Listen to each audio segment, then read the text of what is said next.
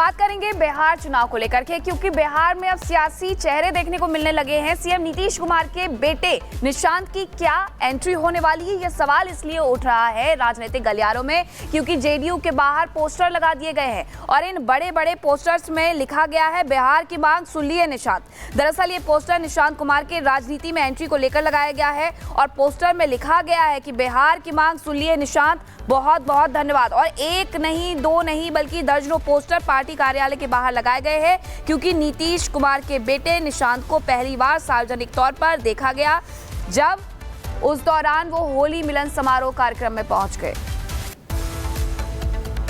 और चलिए अब बात बिहार की करते हैं, जो बदमाशों के हौसले इतने बुलंद है कि खाकी पर अटैक करने से भी वो नहीं चौंकते हैं।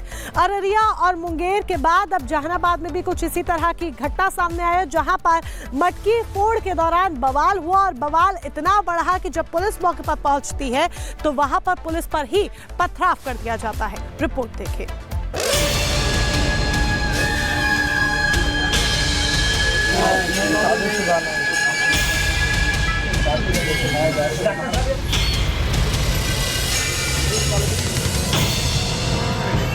बिहार में बीते कुछ दिनों से पुलिस कर्मियों पर हमले बढ़ गए हैं। अररिया और मुंगेर में एसआई की हत्या के बाद अब जहानाबाद में भी पुलिस कर्मियों पर पथराव किया गया है। खबर है कि इस हमले में पुलिस कर्मियों को चोट आई है।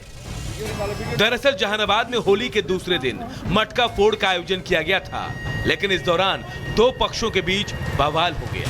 जब पुलिस की टीम बीच बचाव करने का प्रयास करने पहुंची तो हुड़दंगियों ने उन पर ही ईंट पत्थर से हमला बोल दिया, जिससे कई पुलिसकर्मी और राहगीर घायल हो गए, जिसके बाद पुलिस ने लाठी चार्ज करके भीड़ को तितर बितर कर दिया। जहानाबाद के एसपी अरविंद प्रताप सिंह ने बताया कि मटका फोड़ने की प्रतियोगिता आयोजित की गई थी। कार्यक्रम के दौरान मटका फोड़ने को लेकर विवाद हुआ, जो इतना बढ़ गया कि हाथापाई और मारपीट तक की नौबत आ गई। यहाँ पर एक मटका फोड़ने का घंटे के बाद एक कार्यक्रम यहाँ पर रखा गया था। वो कार्यक्रम भी अपनी समाप्ति की ओर था, पर बताया गया कि जो उसके मुख्य आयोजक थे वो इस बात से खफा थे कि किसी और ने मटकी को फोड़ दिया है। तो कार्यक्रम समाप्ति के बाद कुछ रोड़ेबाजी की घटना यहाँ पर हुई है। जो यहाँ पर कुछ राहगीर गुजर रहे थे और जो कर्मी यहाँ पर खड़े थे उनमें से एक दो लोग चोटिल हुए हैं। ऐसे कुछ लोगों को हम लोगों ने प्रिवेंटिव डिटेंशन में भी पकड़ा है। 6 लोग अभी तक हम लोगों के पास है।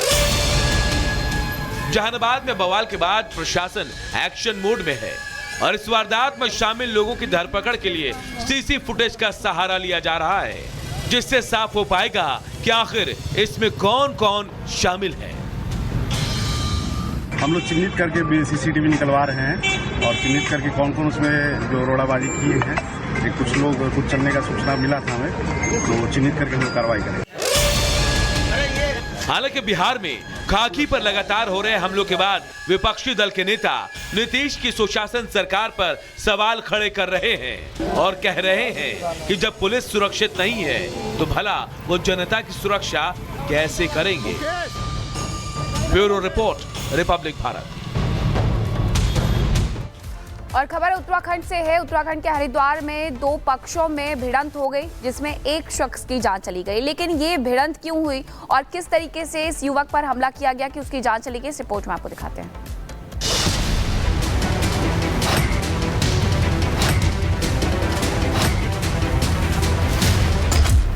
उत्तराखंड के हरिद्वार में रविवार को आपसी संघर्ष में एक शख्स की मौत हो गई, जबकि दूसरे की हालत गंभीर बताई जा रही है। पूरी घटना हरिद्वार के पथरी क्षेत्र के जट बहादुरपुर गांव की है। देर शाम अचानक यहां ताबड़तोड़ फायरिंग की आवाज लोगों को सुनाई दी। बताया जा रहा है कि पुरानी रंजिश को लेकर 2 गुटों के बीच हिंसक झड़प हो गई थी। घटना में एक युवक राजन की मौके पर ही मौत हो गई, जबकि दूसरा शख्स जतिन चौधरी गंभीर रूप से घायल हो गया।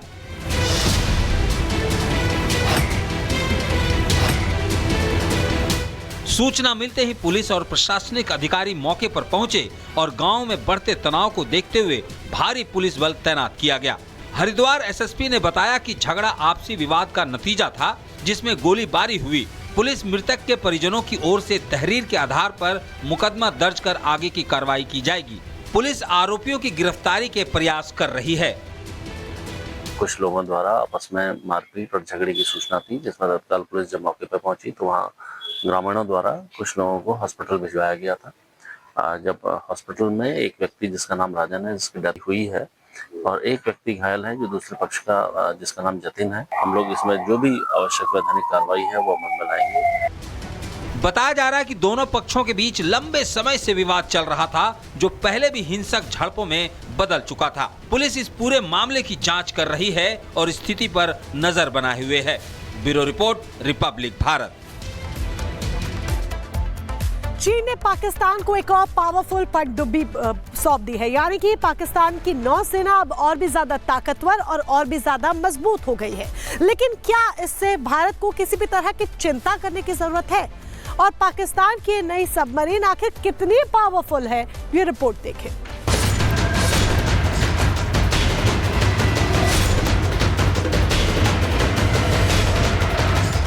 एक तरफ जहां अरब सागर में चीनी नौसेना का लगातार विस्तार हो रहा है, तो वहीं हिंद महासागर में ड्रैगन पाकिस्तानी नौसेना को मजबूत करने में जुटा है। इसी कड़ी में चीन ने अत्याधुनिक हथियारों और टेक्नोलॉजी से लैस एक और हंगोर क्लास सबमरीन पाकिस्तान को सौंपी है। हंगोर क्लास सबमरीन के पाकिस्तानी बेड़े में शामिल होने से हिंद महासागर में उसको अपनी प्रतिरोधक क्षमता को बढ़ाने में मदद मिलेगी। ये पनडुब्बी अत्याधुनिक तकनीक के लिए जानी जाती है। ये सबमरीन अत्याधुनिक हथियारों और सेंसर से लैस है, रडार की पकड़ में आने से बचने में सक्षम है। हंगोर क्लास का वजन करीब 2800 टन है, लंबाई 76 मीटर और चौड़ाई 8.4 मीटर है। पानी की सतह पर होने पर 6.2 मीटर गहराई। वहीं चीन बलूचिस्तान में ग्वादर पोर्ट को विकसित करने के साथ हिंद महासागर में भी अपनी मौजूदगी बढ़ा रहा है। साथ ही उसने पाकिस्तान के साथ हंगोर क्लास पनडुब्बी को लेकर बड़ी डील साइन की है। चीन और पाकिस्तान में $5 अरब की डील, जिसके तहत चीन पाकिस्तान को 8 सबमरीन देगा। इनमें से 4 का निर्माण चीन में किया जाएगा, जबकि बाकी पनडुब्बियां कराची में बनाई जाएंगी। चीन ने पाकिस्तान को दूसरी हंगोर क्लास सबमरीन सौंप दी है, जो पाकिस्तानी नौसेना का मुख्य आधार बन सकती है। हालांकि भारत को इससे जरा भी चिंता करने की जरूरत नहीं है, क्योंकि भारत के पास पहले से कलावरी क्लास पनडुब्बी मौजूद है, तो दुनिया की किसी भी सबमरीन से लोहा लेने का दम रखती है। Bureau report, Republic Bharat. और अब खबर बांग्लादेश से जुड़ी हुई है, जहां बांग्लादेश में हिंदू छात्रों पर कार्रवाई की गई है। 2 हिंदू छात्रों को सस्पेंड कर दिया गया है और 5 हिंदू छात्रों को और सस्पेंड करने की तैयारी की जा रही है। इन छात्रों पर आरोप लगा है कि इन्होंने इस्लाम का अपमान किया है और सस्पेंड करने की मांग को लेकर के प्रदर्शन किया गया था, जिसके बाद ढाका की पवना यूनिवर्सिटी का ये पूरा मामला, जहां से छात्रों को सस्पेंड कर दिया गया।